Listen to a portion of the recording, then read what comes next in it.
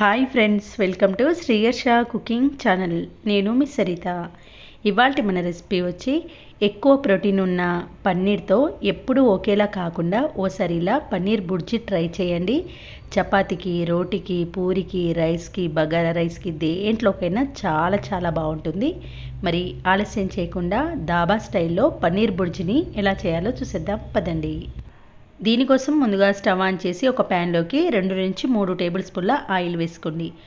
తర్వాత పావు tea spoon ఆవాలు, పావు టీ స్పూన్ జీలకర్ర, 2 లవంగాలు, చిటికెడంత షాజీర, ఒక ఇలాచి, చిన్న దాల్చిన చెక్క ముక్క, ఒక బిర్యానీ ఆకును వేసుకొని ఒక 30 సెకండ్స్ పాటు ఫ్రై అయిన తర్వాత సన్నగా కట్ చేసుకున్న మీడియం సైజు 3 ఉల్లిపాయ తరుగు వేసుకోండి. ఉల్లిపాయ ముక్కలు ఎక్కువగానే వేసుకోవాలి దీంట్లోకి. తర్వాత కలుపుతూ 1 నిమిషం పాటు ఫ్రై చేయండి. ఉల్లిపాయ ముక్కలు కొద్దిగా మగ్గిన తర్వాత 2-3 పచ్చిమిర్చిని కట్ చేసి వేయండి. కొన్ని కరివేపాకు రెమ్మలను వేసుకొని మరో 30 సెకండ్స్ పాటు ఫ్రై చేయండి. చూడండి, ఉల్లిపాయ ముక్కలు ఇలా కొంచెం కలర్ చేంజ్ అయిన తర్వాత ఫ్రెష్గా నూరుకున్న 1 టీ స్పూన్ అల్లం వెల్లుల్లి పేస్టు, 1/2 టీ స్పూన్ పసుపు వేసి మరో 30 సెకండ్స్ పాటు ఫ్రై చేయండి. ఇలా ఉల్లిపాయ ముక్కలు పూర్తిగా మగ్గిన తర్వాతనే ఒక 4 టమాటాలు, చిన్న సైజు టమాటాలను మిక్సీలో వేసుకొని ఇలా టమాటా ప్యూరీ చేసుకొని దీంట్లోకి వేసేయండి. రుచికి సరిపడా ఉప్పు, కారం వేసుకోండి. కారం కొంచెం ఎక్కువగానే వేసుకోవాలి. 3 టేబుల్ స్పూన్ల కారం, 1 టేబుల్ స్పూన్ సాల్ట్ వేసి కలుపుతూ 1 నిమిషం పాటు ఉడికించండి. ఇలా కొంచెం ఉడికి పైన ఆయిల్ తేలినప్పుడు 1 టేబుల్ స్పూన్ శనగపిండిని వేసి కలుపుతూ మరొక నిమిషం పాటు ఫ్రై చేయండి.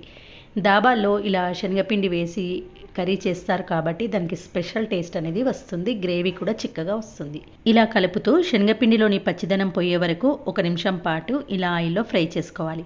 తర్వాత దీంట్లోకి సుమారుగా 2 నుంచి 3 కప్పుల వరకు వాటర్ వేసుకోవాలి. దీంట్లో వాటర్ ఎక్కువగానే పడుతుందండి, ఎందుకంటే మనం శనగపిండి వేసాం కాబట్టి గ్రేవీ అనేది చిక్కగా వస్తుంది. కాబట్టి ఇలా చూసుకుంటూ ఇలా లిక్విడ్గా ఉండేటట్టు వాటర్ను వేసుకోండి. ఇలా హై ఫ్లేమ్లో 1 నిమిషం పాటు మరిగిన తర్వాత 1 టీ స్పూన్ వరకు ధనియాల పొడిని వేసుకోవాలి. చూడండి, కన్సిస్టెన్సీ అనేది ఇలా కొంచెం చిక్కగా అయిన తర్వాతనే ఇక్కడ నేను 200 గ్రాముల ఫ్రెష్ పన్నీర్ తీసుకున్నాను. పన్నీర్ను ఈ విధంగా చేత్తో తుంచుకుంటూ చిన్న చిన్న పీసెస్గా ఇలా వేసుకోండి. అలా అయితేనే టేస్ట్ బాగుంటుంది. ఒకవేళ మీకు అలా ఇష్టం లేకపోతే ఇలా చాపర్తో తురుముకోవాలి. ఇక్కడ మనం తీసుకున్న ఉల్లిపాయలు, టమాటోలకు క్వాంటిటీకి సరిపడా నేను ఇక్కడ 200 గ్రాముల వరకు ఫ్రెష్ పన్నీర్ తీసుకుంటున్నానండి. నేనైతే ఎక్కువగా చాపర్తో ఇలా తురుముకున్నాను.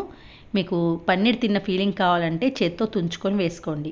పన్నీర్ వేసిన తర్వాత మంటను మీడియం ఫ్లేమ్లో పెట్టుకొని సుమారుగా 3-4 నిమిషాల పాటు ఉడికించుకోవాలి. తర్వాత 1 టీ స్పూన్ కస్తూరి మెతిని నలిపివేయండి. కొంచెమంత కొత్తిమీర తరుగును వేసి కలుపుతూ సిమ్లో 1 నిమిషం పాటు అలా ఉంచండి.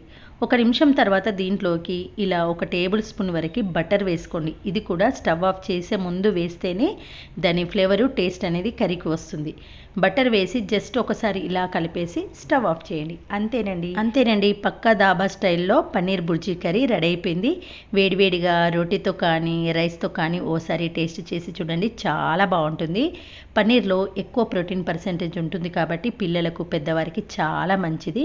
ఈ కర్రీ ఇలా చేశారంటే పిల్లలు కూడా ఒక ముద్ద ఎక్కువనే తినేస్తారు. ఓకే ఫ్రెండ్స్, మరి ఈ రెసిపీ నచ్చిందా? నచ్చితే తప్పకుండా ఒక లైక్ చేసి మీ ఫ్రెండ్స్తో, రిలేటివ్స్తో షేర్ చేయండి. నా ఛానల్ను ఫస్ట్ టైం విజిట్ చేస్తున్నవారు ప్లీజ్ సబ్స్క్రైబ్ మై ఛానల్. మరొక మంచి వీడియోతో మళ్ళీ కలుద్దాం. Thanks for watching.